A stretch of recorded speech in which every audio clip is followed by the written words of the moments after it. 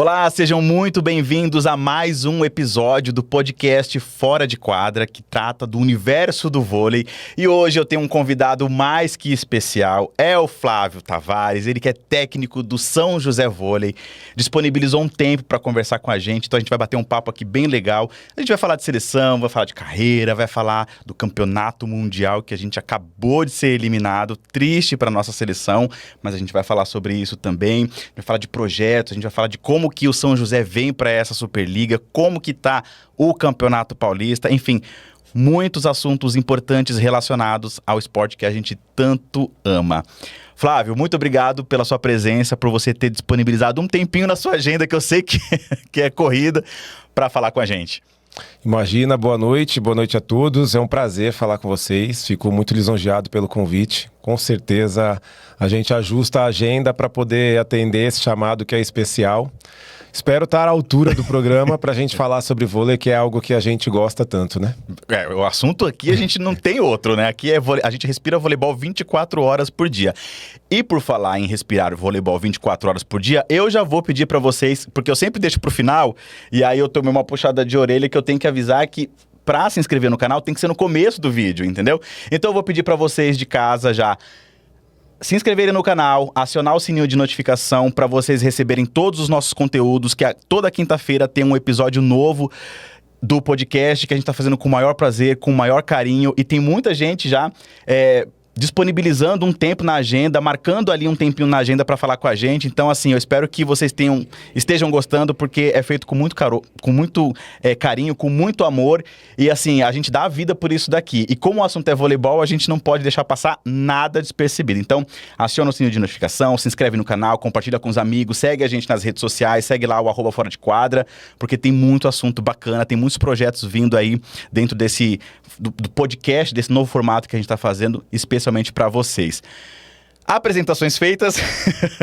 Flávio, eu queria que você começasse falando um pouquinho pra gente, porque assim, tá muito fresco ainda na memória a nossa eliminação na seleção brasileira masculina, né? Caímos diante da Sérvia, e o que você, como técnico, você pode explicar? Não sei se dá para explicar o que aconteceu, mas como que você faz uma análise desse caminho da seleção e dessa derrota precoce já na primeira fase ainda?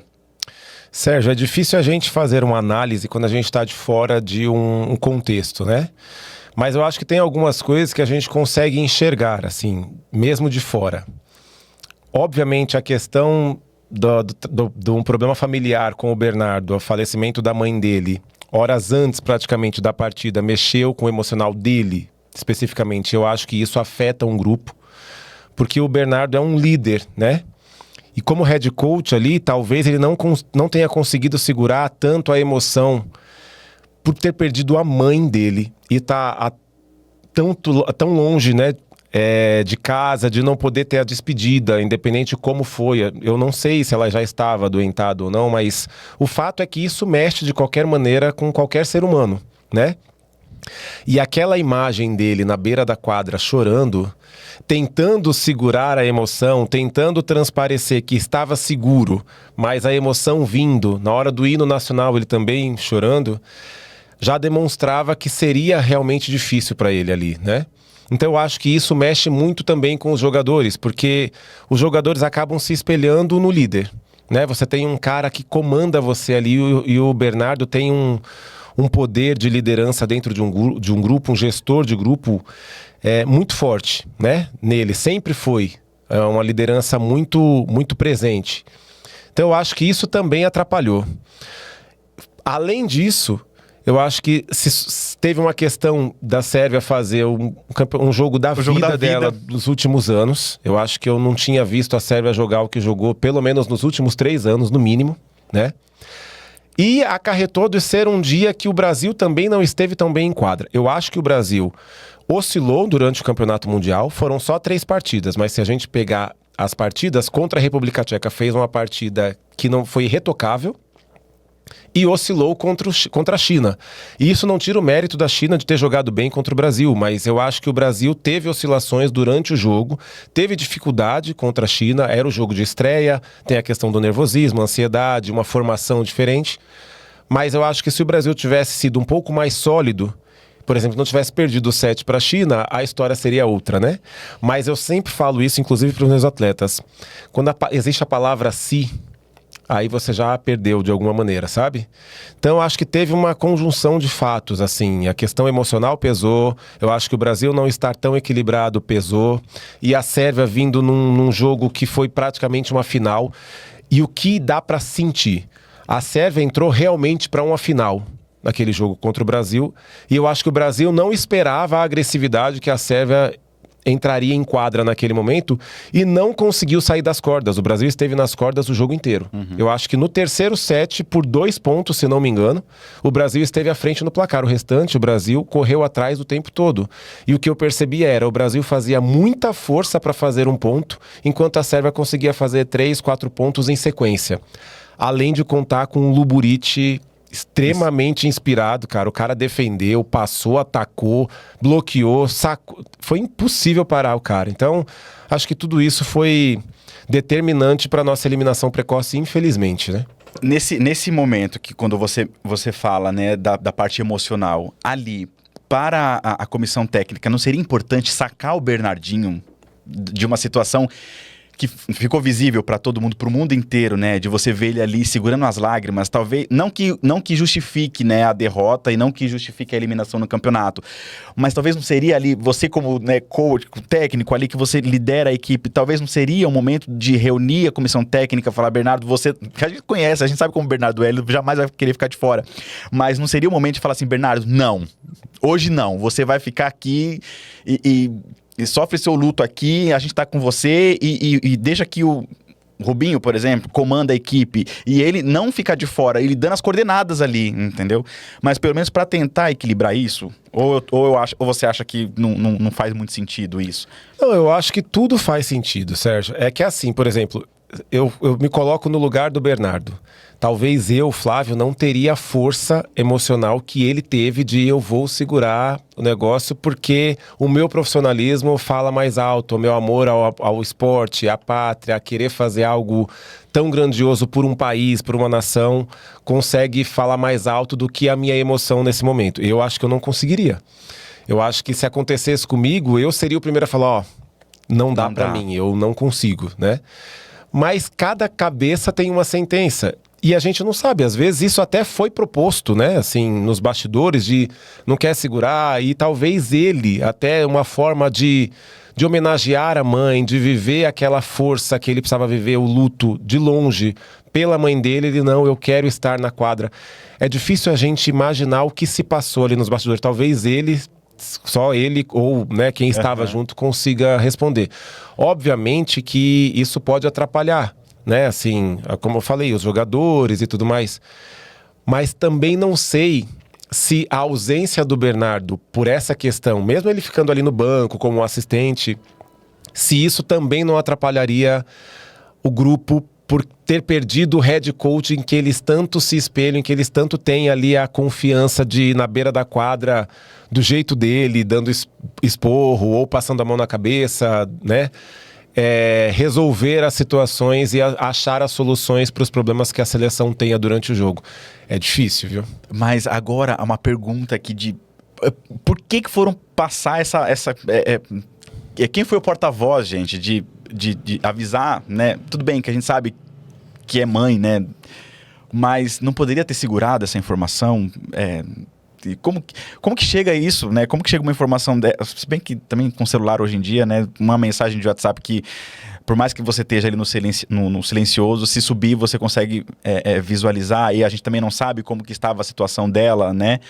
Antes deles viajarem, antes deles irem para o campeonato. Então, assim, tudo isso a gente sabe que são informações que a gente não tem, né? Mas talvez blindar, né, o próprio Bernardo dessa informação, eu acho que talvez ajudaria um pouco, não sei. Eu tô colocando conjecturas aqui porque a gente realmente não sabe, mas assim, não dá para colocar a culpa, né, dessa derrota e dessa eliminação precoce por causa por causa da morte da mãe dele, né? Isso não tem como ser levado em consideração, né? Eu acho que a gente não pode ficar encontrando culpados. Eu acho que a gente tem que achar solução, né? É óbvio que o Brasil precisa evoluir em algumas coisas. Nós estamos ficando para trás perante ao mundo com relação ao vôlei. O voleibol globalizou demais. Antigamente eram 4, 5 seleções brigando por um título. Hoje em dia você não sabe quem vai ser campeão. Você vê A aí, prova tá aí, né? nesse Mundial, Japão eliminado, França eliminado, Brasil eliminado. Então, o voleibol hoje globalizou de um jeito que Filipinas ganhou o jogo nesse Mundial. Se você parar para pensar, quem é o time das Filipinas no masculino? Portugal classificou. Então a gente precisa tentar acompanhar essa evolução mundial do vôlei. Nós já fomos referência mundial, né? Tá lá o CDV, o Saquarema, que sempre foi uma referência, agora eles reformaram, tá incrível. Mas é necessário que a gente olhe para dentro novamente. Eu acho que a gente não pode mais viver só das glórias em que nós já vivemos. Nós tivemos times imbatíveis, seleções que foram se reformulando ao longo dos anos e que continuavam sendo imbatíveis, só que esse tempo passou, né? Os times de fora, inclusive, aprenderam muito conosco. E eles, inclusive, falam isso, né? O Brasil foi escola para muitas seleções do mundo. Estilo de trabalho. Então eu acho que, assim, essa derrota precoce e doída, porque tem que doer na gente, independente dos motivos, ela precisa servir de um alerta e de um recomeço, sabe? Eu sempre falo, né? A derrota ensina muito mais que uma vitória, porque quando você ganha, mesmo não jogando bem, você camufla porque você ganhou. Então você fica feliz e tá tudo certo. Você não vai pensar no que deu errado. Agora, quando você perde, tudo que deu errado vem na sua mente antes das coisas que também deram certo, porque na derrota você também faz coisas boas, né? Então acho que serve como um aprendizado e como tem que servir pelo menos de vamos parar, vamos olhar clinicamente onde a gente precisa evoluir. O que de fato a gente precisa correr atrás para que a gente possa novamente estar entre os grandes sendo protagonista, porque nós não deixamos de estar entre os grandes. Só que a gente não é que se acostumou, mas hoje em dia, mas estamos no pódio, tá bom. Mas a gente brigou por uma semifinal, tá bom. É óbvio que se a gente pensar em resultado, isso é ótimo, né? Você estar brigando numa semifinal. Mas eu acho que se a gente conseguir reajustar algumas coisas, redefinir algumas coisas, a gente consegue novamente brigar por títulos também, porque tá tudo muito em aberto, né? O time que é campeão olímpico fica de fora do próximo Mundial. O time que é campeão mundial talvez fique de fora de uma semifinal olímpica. Então é tudo muito no detalhe. E eu acho que são esses detalhes que a gente precisa rever para conseguir novamente crescer no cenário mundial e ser protagonista de novo. Na sua visão, já te colocando aqui na fogueira, o que você acha que deveria ser repensado em relação ao sistema da seleção? Porque a gente, no que a gente assistiu, no que a gente viu, ainda vou, né, falando do jogo contra a Sérvia, a gente teve o Bergman no banco, né, e o Honorato também. O Honorato entrou, né, não vamos falar que ele modificou o time, mas ele não comprometeu. O que justifica essa ausência deles que estavam, né, já desde o começo ali nos primeiros jogos trabalhando, já se apresentando bem, e aí você tem essa mudança de postura na quadra. Porque assim, a gente parte de que time que tá ganhando não se mexe, né? E aí como que justifica isso? É difícil, porque assim, o Bergman, por exemplo, fez uma VNL muito boa, muito consistente. Acho que né? ali eu acho que ele... não querendo te interromper, mas assim, ali falou, olha, eu vim pra ficar. Eu tenho o meu espaço, entendeu? Embora a gente sabe que precisa crescer muito ainda, que tem muito pra evoluir. Ele é muito novo, né? Então, ele viveu ali na VNL, talvez, o primeiro grande campeonato com a seleção. E talvez, até por uma questão de tentar blindar o Bergman, ele não foi titular nesse Mundial, pelo menos no início, né? Porque a gente imaginava que a gente fosse mais pra frente. Uma chave tão Mas na minha cabeça. Aí apareceu o Arthur Bento. Tem muita coisa também envolvida, Sérgio. Às vezes os treinamentos indicaram que o Arthur estava numa fase um pouco melhor que o Bergman para ganhar a oportunidade nesse Mundial, né? Porque para mim foi essa troca entre Arthur e Bergman, né? Porque tem mais ou menos as mesmas características, são altos, fortes e tal. O que eu acho é que a gente não pode pecar pelo zelo. sabe? Eu, pelo menos, não peco pelo zelo. Eu não tô falando que aconteceu isso, mas se eu tenho 14 jogadores dentro de um plantel ali no jogo, meu amigo, eu vou usar os 14. Se não der certo, eu tentei, entendeu? Eu parto dessa premissa, assim, porque você tem que trabalhar em cima das possibilidades de não darem certo. Porque se todo mundo joga o melhor todos os dias, você nem precisa ficar na beira da quadra. Você assiste o jogo ali porque você sabe que os caras estão prontos para fazer o que precisam fazer, né? Mas, obviamente, que você tem que contar com a má atuação de um, ou a irregularidade em alguns fundamentos de outro, ou o time adversário muito bem, estudou demais, fez marcação certa para os nossos jogadores. A gente precisa tentar mudar as características do jogo. Então, acho que tudo é tentativa. Obviamente que a gente não sabe, né, das condições. Não sei se o Bergman, de repente, fisicamente também tinha algum problema, alguma limitação, né, se ele não podia jogar um jogo todo. Tem um monte de coisa, um monte de porém. Eu só acho que a gente tem que olhar, respondendo a sua pergunta, eu acho que a derrota contra a Sérvia, a gente tem que olhar para trás, para a base, sabe? É um caminho sem volta. Nós passamos muito tempo sem dar, de fato, uma importância para as nossas categorias de base. Tanto é que a gente está há anos sem ganhar títulos expressivos com a base. Para não falar que nós não ganhamos títulos, nós ganhamos uma agora, na Copa Pan, com a seleção sub-23, né? Então, as categorias menores, que é onde a gente consegue tentar formar novos atletas que futuramente podem ser novos ídolos, isso precisa ser constantemente lapidado, sabe? E nós passamos por muito tempo um hiato sem dar a devida importância. Talvez agora, inclusive, estejam tentando olhar de uma outra maneira para a base. Só que é um preço que se paga e a gente vai ainda penar por alguns anos se a gente de fato continuar trabalhando na evolução das categorias de base. Os resultados eles não virão por agora, porque a gente ficou um período sem dar a importância necessária para isso, porque os ídolos do passado, eles automaticamente vão envelhecendo e eles vão ter que abrir espaço para quem está vindo. E quem estava vindo? Né? A gente passou um período aí sem saber quem vai ser o novo Giba, quem vai ser o novo Dante, quem vai ser o novo Ricardinho, enfim. Dando exemplos, óbvio que você não vai comparar um atleta a outro, uma geração a outra, são voleibols, nem sei qual é o plural de voleibol. Diferente, né? É um estilo de jogo diferente, tudo isso. Mas era necessário que a gente tivesse um olhar clínico para isso. Opa, temos que continuar formando grandes atletas para no futuro a gente ter substituições à altura. E não ficar naquela coisa de, esse aqui é uma grande promessa, é um expoente. Você vai depender de um jogador, do jeito que tá o voleibol mundial, não anda, cara. Sim, a gente vai passar escorregando, um dia vai dar certo, outro dia não. E aí a gente vai depender daquele cara ser realmente um cara que vai fazer toda a diferença num jogo, e num campeonato, e num torneio, né? Em Jogos Olímpicos, Campeonato Mundial, própria VNL.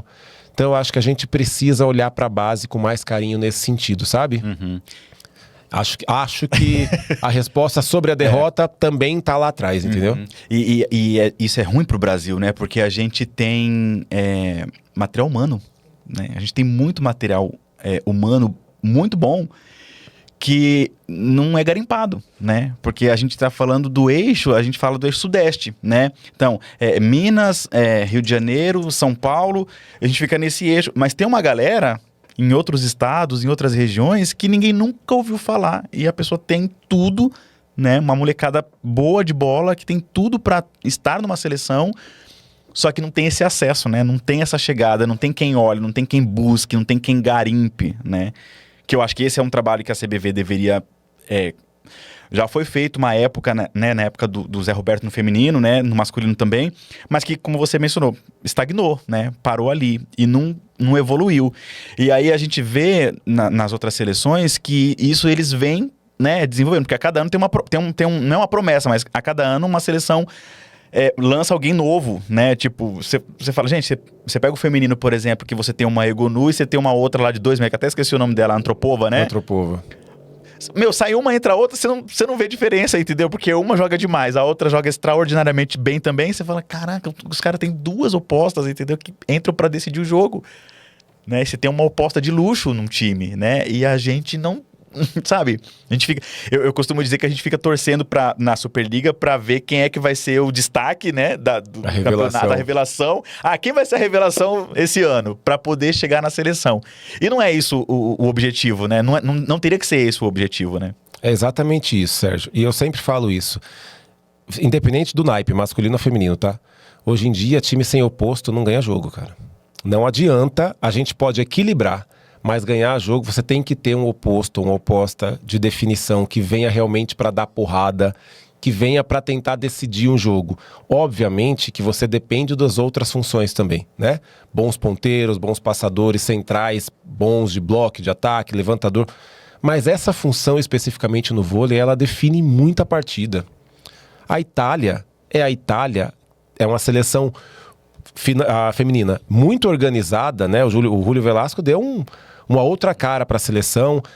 O que a Sila está jogando nos últimos anos, né? Porque ela não era a jogadora que ela é. Não era. Mas para você ver a questão da confiança. Mas está resguardada porque do lado de lá da rede tem a Egonu.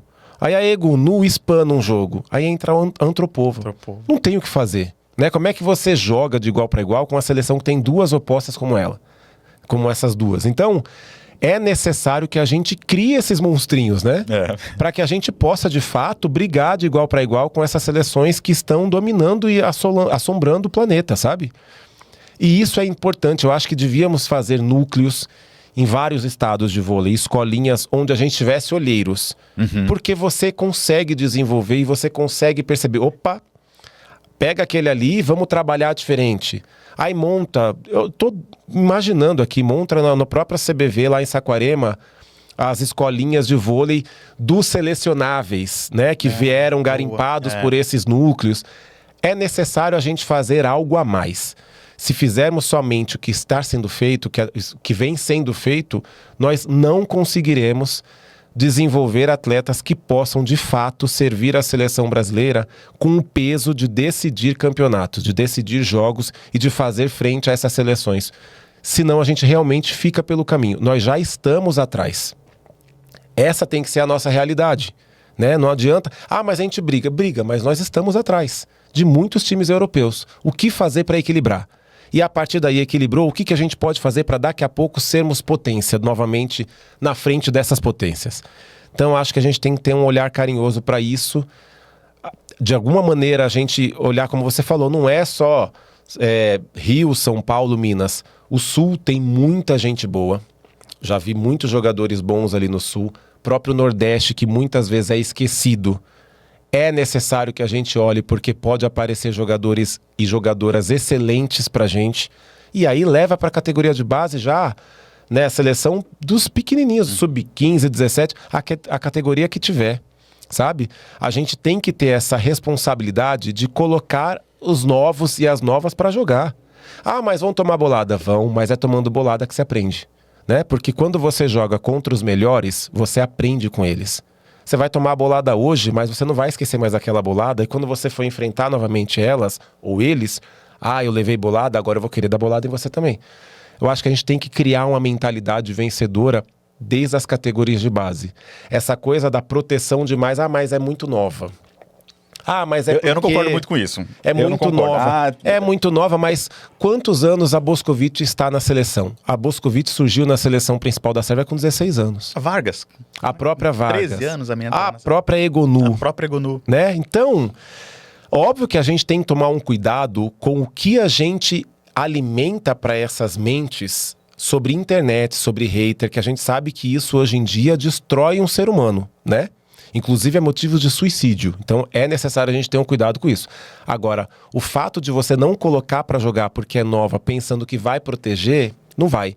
Porque no fim das contas, se descobrem que aquela ali tem 17 anos, é uma boa, vão começar, mas e por que fulano não tá jogando? Mas ela é boa. Mas ela é... Então, de qualquer maneira, vão falar sobre aquela jogadora, sobre aquele jogador. O que você pode fazer é blindar esses jogadores mais novos do peso e da responsabilidade de serem protagonistas tão novos, né? Mas colocá-los para jogar para que eles tenham de fato a chance de mentalmente saírem fortalecidos e entenderem que o mundo do voleibol, que se tornou tão globalizado, exige que você seja muito forte mentalmente para que tecnicamente você sobre. Se você mentalmente não estiver bem, você pode ser muito craque. Em algum momento você vai falhar. Eu penso isso, né? Então, tem que trabalhar lado a lado, mas a gente tem que garimpar os mais novos e colocar na quadra para jogar sim. Deixa tomar bolada, no bom sentido, obviamente, sim, mas sim. é assim que a gente aprende. Né? Quando você joga contra os melhores, é que você vai aprender de fato. Porque se você jogar contra quem é pior do que você vai dar bolada e você vai estar enganando a si mesmo, e o adversário. Né? Ganhei porque sou melhor, porque aquele ainda não está pronto para jogar contra mim. Então por que eu não posso fazer ao contrário? Eu não estou pronto para jogar contra aquela seleção, contra aquele time, mas eu vou me preparar jogando contra. Porque é aquilo, né? Treino é treino, jogo é jogo. Então eu penso isso, assim, com relação a essa questão. Não, maravilhosamente boa explicação e assim, e esse é o raciocínio mesmo, né? Esse tem que ser o raciocínio. Bom, a gente falou falamos do campeonato, falamos da seleção, falamos, né, dessa parte que a gente precisa ter, desse resgate na categoria de base. E por falar em categoria de base, eu queria que você falasse um pouquinho também da sua carreira. Como que você começou no vôlei? Como que foi descoberto o Flávio no voleibol? Como que o voleibol chegou na sua vida? Foi na categoria de base também? Me conta um pouquinho. Não, Sérgio, eu fui meio que Caiu de paraquedas? Não. Eu não caí de paraquedas, mas eu não fui nunca jogador de categoria de base, nunca soube o que foi isso. Eu comecei a jogar na escola. E foi porque uma professora passou na sala de aula dizendo que ela tinha inscrito a escola num torneio que é até aqui, que era jogado aqui no Baby Barione, no DF. E ela falou, olha, a gente inscreveu a escola porque acho que tinha uma questão de pontuação por causa da APAE, na época, para conseguir materiais para a escola, sabe? Tá. Tinha uma questão assim. E ela falou, eu tinha que colocar o voleibol masculino, que era para poder subir a pontuação, mas eu não tenho time. Aqui só tem futebol e tal. Então é o seguinte, quem aqui quer jogar esse campeonato e eu consigo 1 ponto na média para cada matéria? O que um ponto na... Sérgio, eu fui o primeiro a levantar a mão. Falei, o quê? 1 ponto em cada matéria, né? Em cada disciplina? Eu não tô nem aí, quero. Foi mais ou menos assim. Aí montamos um time. No fim das contas, a gente nunca tinha se visto ali, começou a jogar, mas a gente treinou 1 semana pro campeonato e a gente terminou em quarto. De 4 times. De 4 times. Poxa, a gente foi bem, né? Mas foi onde acendeu uma vontade de montar uma turma de treinamento no colégio. Porque a gente viu que a gente se dava bem, a turminha era legal, era bacana e a gente gostou do vôlei. Ali, particularmente 13 anos eu tinha. Eu tava completando 14. Aí eu falei, opa, é um esporte que eu realmente gosto. Então a gente conversou com a professora, vamos montar uma turma de treinamento pro próximo ano? Ela falou, vamos. E aí montou mesmo. Aí tinha inscrição, aí não tinha mais essa questão do ponto na média. E a gente treinou durante um semestre para jogar esse mesmo campeonato. E no ano seguinte nós fomos vice-campeões. Olha, de quarto de quarto para vice. Então você via que tinha uma evolução. E aí a partir dali a gente começou a conhecer alguns, né? Joga contra o time escolar. Aí teve um amigo meu que me convidou para jogar na Portuguesa de Esportes, que tinha um time. Ali era juvenil já. Que era até o técnico Pepe, que é uma das minhas referências de base, que eu gosto muito dele. E a partir daí o vôlei de fato entrou na minha vida. Então a gente treinava de terça e quinta, saía do colégio, comia rapidinho em casa, ia pra Portuguesa, treinava, voltava pra casa morto, mas era a minha vida ali. E então a partir daí eu parei de viajar com a minha família, final de semana não existia mais, era bate-bola. Então foi mais ou menos assim que o vôlei entrou. E por incrível que pareça, eu sempre joguei contra o pessoal adulto. Tirando o treino lá na Portuguesa e o campeonato que a gente jogava, a gente batia a bola no final de semana, era só com o pessoal mais velho. E o que eu tomei de bolada, mas o que eu aprendi a partir daí, me fez entender que o voleibol era muito maior do que eu imaginava, sabe? Então o voleibol entrou assim na minha vida. E depois eu joguei profissionalmente por Cotia, acho que 5 anos, 4, 5 anos. Aí nessa época a gente tinha um time que era nanico, eu era oposto, canhoto com 1,84 m. Mas era um time que chegava nos lugares, o pessoal falava, o que esse povo veio jogar aqui contra esses times? Mas a gente dava bolada em todo mundo, porque era um time que jogava rápido, passava bem, tinha um pessoal muito habilidoso. E então era muita velocidade. E o time era muito entrosado, sabe? E aí a gente ganhou tudo que a gente disputava. Jogos regionais, abertos, Liga de Sorocaba na época. A gente disputou o Paulista Primeira Divisão por 2 anos seguidos. Um ano a gente foi vice, perdeu pra Pinda. No outro ano a gente, acho que ganhou de Pinda na final, não me lembro. Final, mas fomos campeões. Então o voleibol profissional pra mim foi isso. Eu recebia algumas propostas para ir para Portugal e para Espanha, mas eu não fui. Eu era muito apegado à minha família, me achava muito novo, não queria isso pra mim. E a partir desse momento eu comecei a enxergar que eu tinha a possibilidade de trabalhar com voleibol.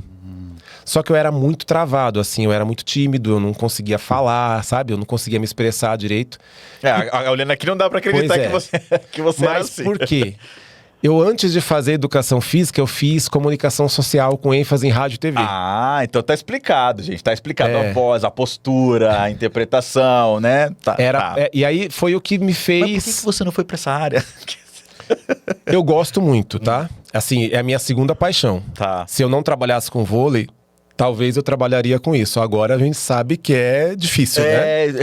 Continua nessa, que você tá muito bem, entendeu? Nem queira pensar em um dia, né? Não então, não vai. E aí assim, quando eu fiz o curso, foi justamente pra eu me soltar mesmo, assim, sabe? Conseguir falar em público, né? Conseguir me expressar melhor. E foi a melhor coisa que eu fiz, porque depois que eu fiz o curso de rádio e TV, eu me tornei outro ser humano nesse sentido. Mas eu já sabia que eu queria trabalhar com vôlei. E aí passou um tempinho, eu comecei a educação física. E aí estagiei em algumas outras coisas. Academia, dei aula de natação, hidro, todas essas coisas. Mas, professor, né? Professor. Mas o negócio era o vôlei. Eu tinha na minha mente que eu queria ser técnico de vôlei. E aí eu comecei com o Master feminino. Que pra mim é a maior escola que existe pra trabalhar com voleibol. Quem trabalha com Master, trabalha com voleibol em qualquer canto do mundo. Você vai ter que lidar com ego, com vaidade. Quem não sabe jogar achando que tem que ser titular, né? Tudo isso. Mas foi uma escola e um período que eu fui muito feliz. Assim, eu sempre fui muito bem tratado e muito bem acolhido pelas meninas. Eu falo meninas e elas adoravam, as meninas do Master.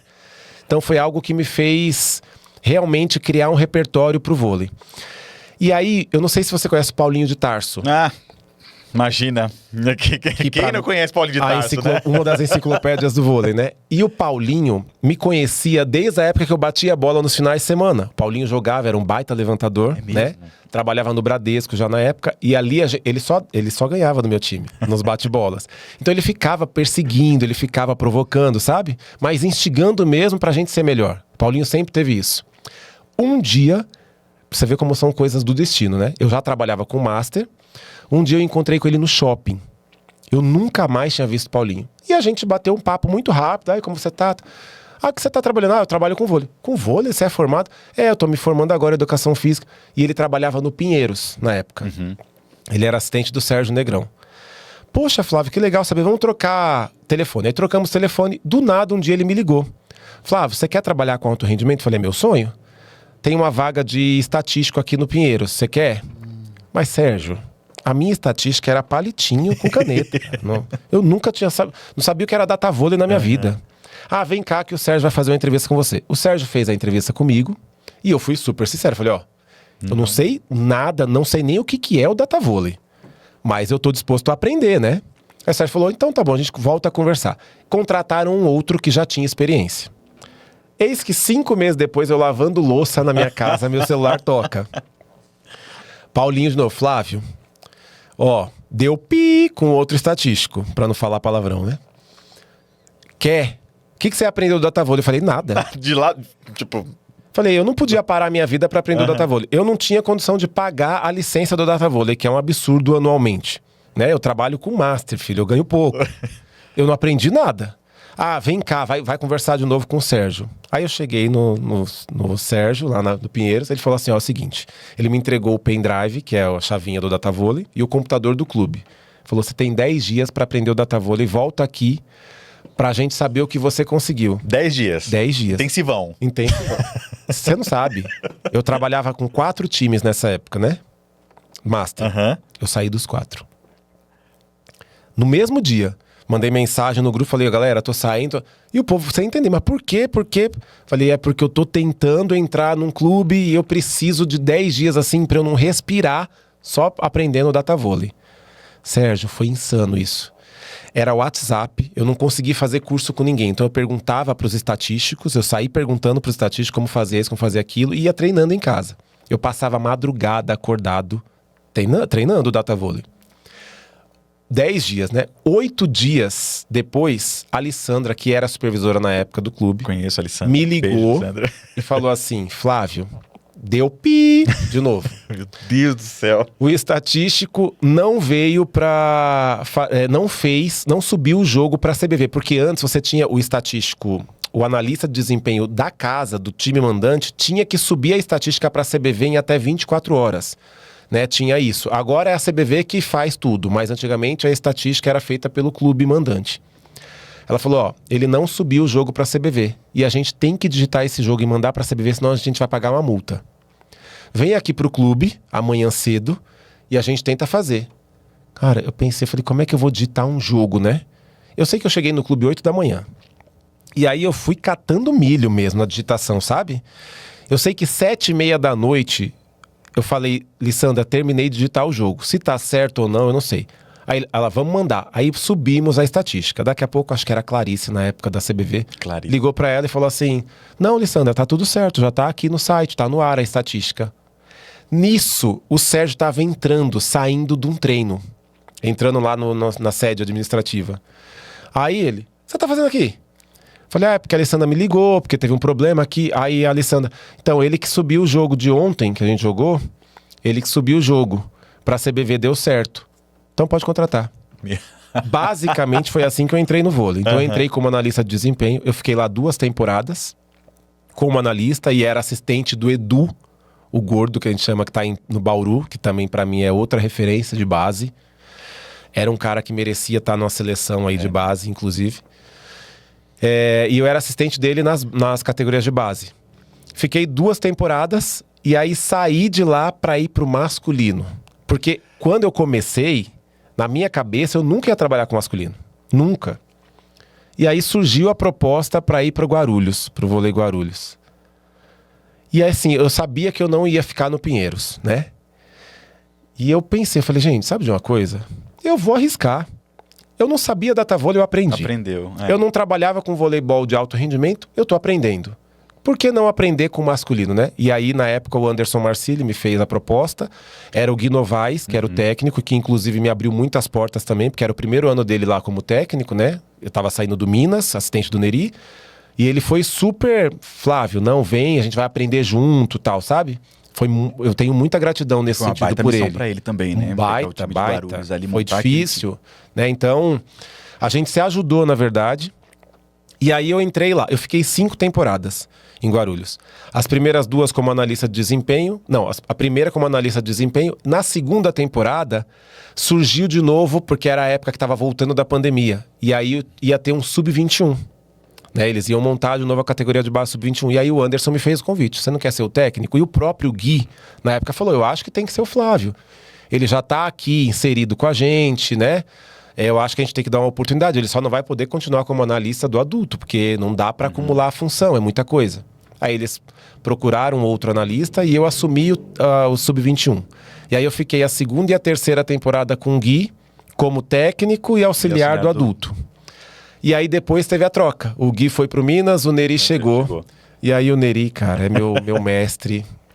O Neri é aquela pessoa que a gente tem vontade de colocar ele numa caixinha, num potinho. Ele é tão... Eu não sei como que ele é com os jogadores, mas eu acredito que ele deve ser muito, muito gente boa. Mas ele é... Assim, a gente sabe que na hora que ele tem que brigar também, você sai de perto, né? Mas ele é fofinho, sabe? Ele sabe, é uma coisa assim bem, né? Tipo, Ô, Sérgio, o Neri é um cara que tem uma gestão de grupo que é algo absurdo, absurdo, assim. Eu aprendi muito com ele nesse sentido, muito. E é isso, ele é muito calmo, mas ele passa o que ele tem que passar. E eu queria ter a calmaria dele e eu não consigo. Eu sou explosivo, eu bato a mão na coxa, eu bato a prancheta, eu viro o diabo. Mas eu tento, às vezes, me controlar assim, opa, o Nerizão deve estar assistindo, calma, Flávio, sabe? Ele me chamava Flavão, né? Flavão, calma. Mas ele também foi um cara que me ensinou muito e que me deu muita força para eu assumir o desafio de ir para São José, que é a próxima etapa da carreira. Fiquei 2 temporadas com o Neri. Por mim, eu ficaria muitas outras com ele, porque eu realmente tinha uma sinergia com ele absurda. Gosto demais dele e a gente se dava muito bem profissionalmente. Só que surgiu essa possibilidade agora em janeiro, na metade da última temporada.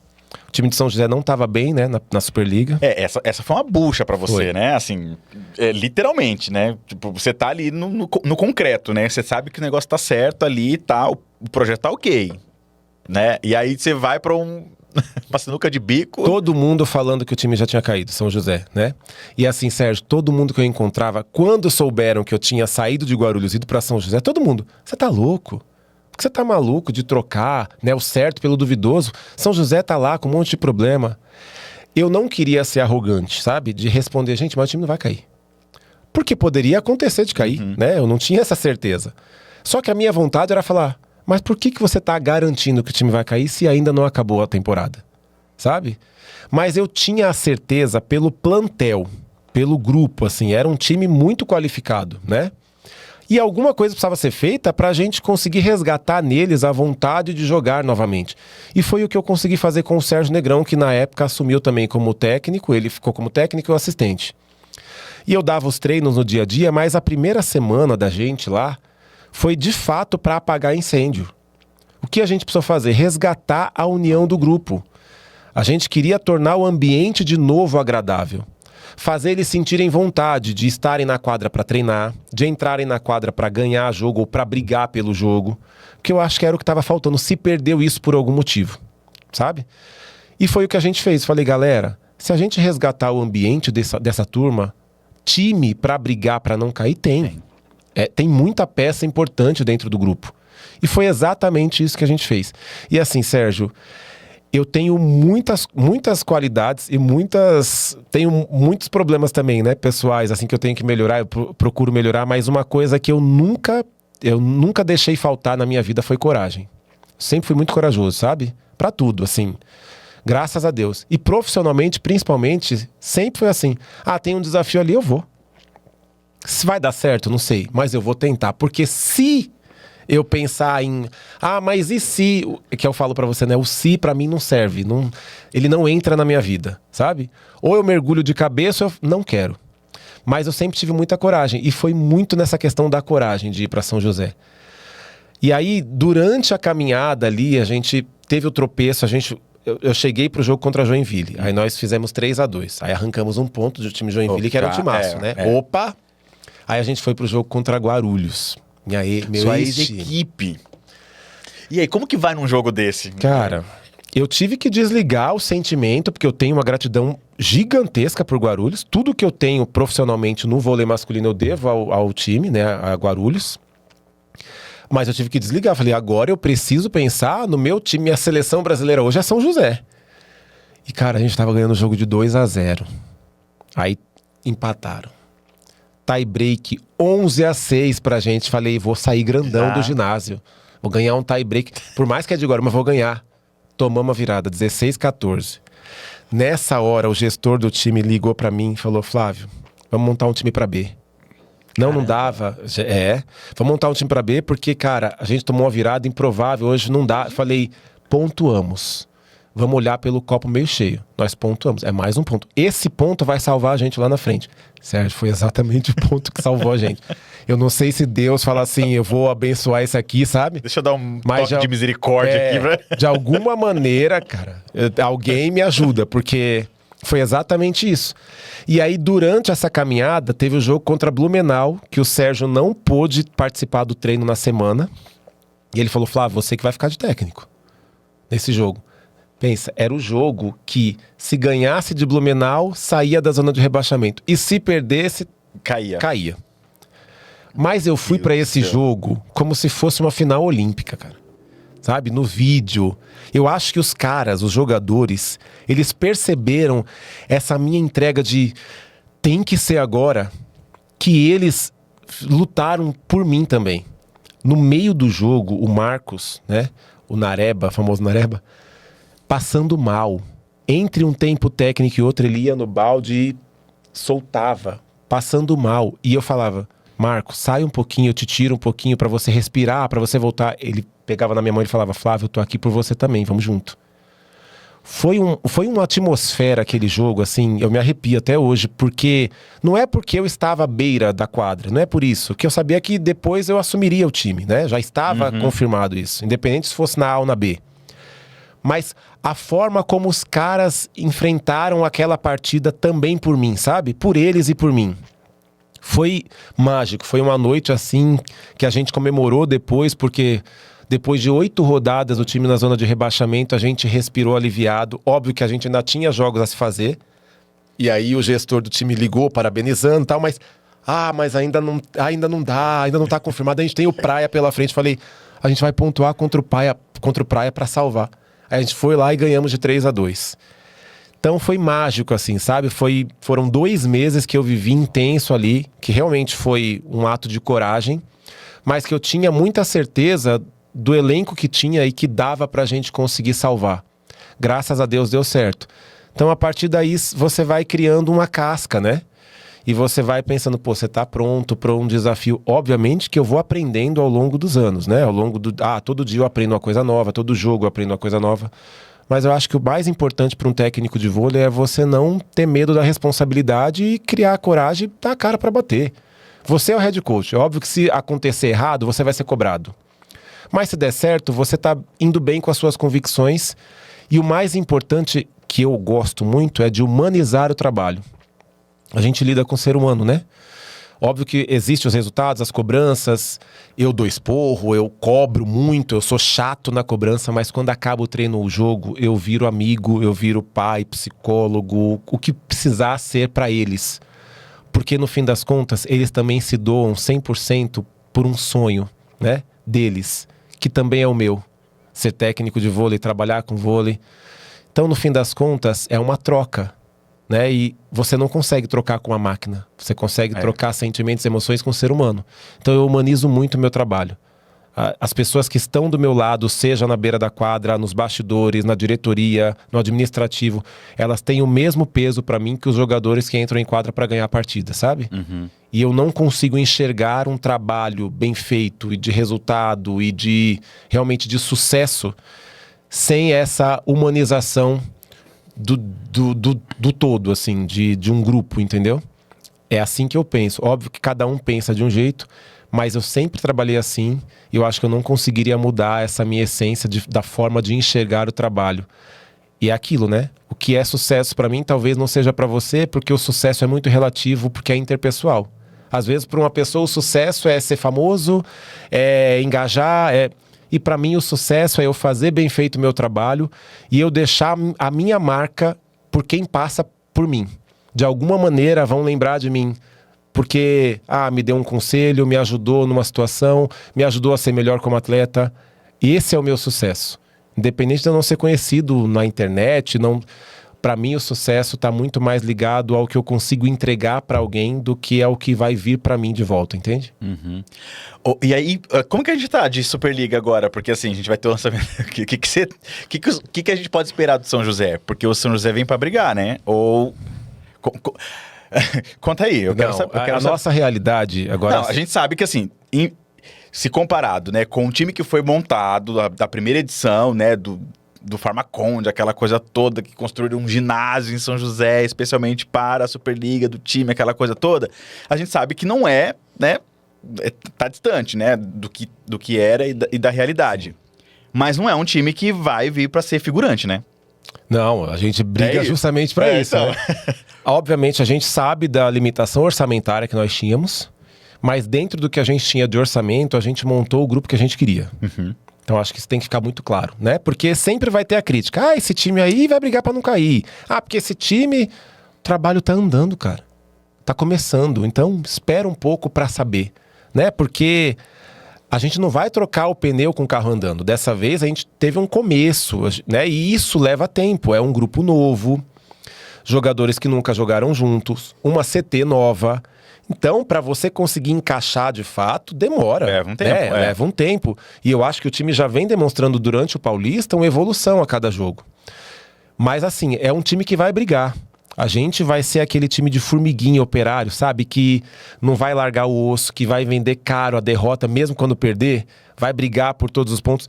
Eu, de fato, não consigo precisar para você em que posição nós estaremos na tabela. Mas não é uma projeção que você tem de falar assim, olha, vamos lutar pelo... Isso não é uma coisa de, assim, agora pensada. Olha, vamos para ficar em tal patamar. A gente pensa em ficar entre os 8. Né? A gente quer estar nos playoffs da Superliga, a gente quer tentar participar da Copa do Brasil, então a meta é estar entre os 8. E não será fácil. Vai ser uma Superliga extremamente equilibrada. Da metade da tabela para cima vai ser uma briga de cachorro grande, porque além dos times que sempre foram potência, agora o Praia montou uma constelação e vai dar trabalho. Já está dando, ganhou do Cruzeiro ontem no Mineiro. E da metade para baixo, né, da tabela, também vai ser, meu amigo, uma briga ali. Bololô. Putz. Mas é isso, a gente tem que estar preparado para isso. Né? Você não vai entrar numa Superliga achando que você vai ter baba em algum jogo. Muito pelo contrário, os times que subiram também vão vir para brigar para estar de novo na elite na próxima temporada. Então todo jogo é uma final. Para o nosso time, para as outras equipes, vai ser uma final. E a gente tem que encarar isso, sabe? Essa realidade. Nós não vamos sobrar, mas também nós não brigaremos para estar na rabeira. A gente quer estar entre os 8, mas para isso a gente vai ter que trabalhar muito forte, se dedicar muito, como todos os outros times fazem, mas acreditar que é possível a gente conseguir coisas que talvez outras pessoas não acreditem. Mas a gente, pelo trabalho, pelo dia a dia, sabe que é possível. Muitas vezes a gente ainda não conseguiu colocar em quadra num jogo o que o time vem treinando. Isso também é natural, porque é um início de trabalho. Então você treina de um jeito e acaba não jogando do mesmo jeito. Mas naturalmente, com o passar dos jogos, quanto mais ritmo o time tiver, mais fácil fica de você conseguir desenvolver isso. Treinar e jogar mais ou menos no mesmo nível, entendeu? Então eu gosto muito do meu grupo, é um grupo muito trabalhador. Todo mundo assim quer muito, sabe? Mostrar trabalho, quer evoluir, quer aparecer de fato. Então eu acho que a gente tem tudo para fazer uma temporada realmente muito regular. Vamos sofrer. Né, o torcedor de São José, o torcedor José, que... tenha paciência, pelo amor de Deus. Que gosta, saibam que nós teremos sofrimento. O público de São José é exigente, né? Muito, é exigente demais, muito. demais. Não lota arena à toa, não. Mas eu acho que a gente também vai dar grandes alegrias para quem torce pelo time, para quem torce pela CT, para quem torce pela família, né? A gente tem um caminho, se Deus quiser, muito bom pela frente. E tem a base. E tem o Paulista, né? Que é onde serve de preparação também já para a Superliga, né? Dependendo do resultado que você conseguir ali, do trabalho que você conseguir realizar, já é um pulo, né? Para continuar na Superliga, que é longa, né? Exatamente. O Paulista já é difícil, né? A gente vamos para a 4ª rodada. Nós perdemos os 2 primeiros jogos, SESI e Suzano, que não é nada absurdo, né? São times qualificados que brigam por título.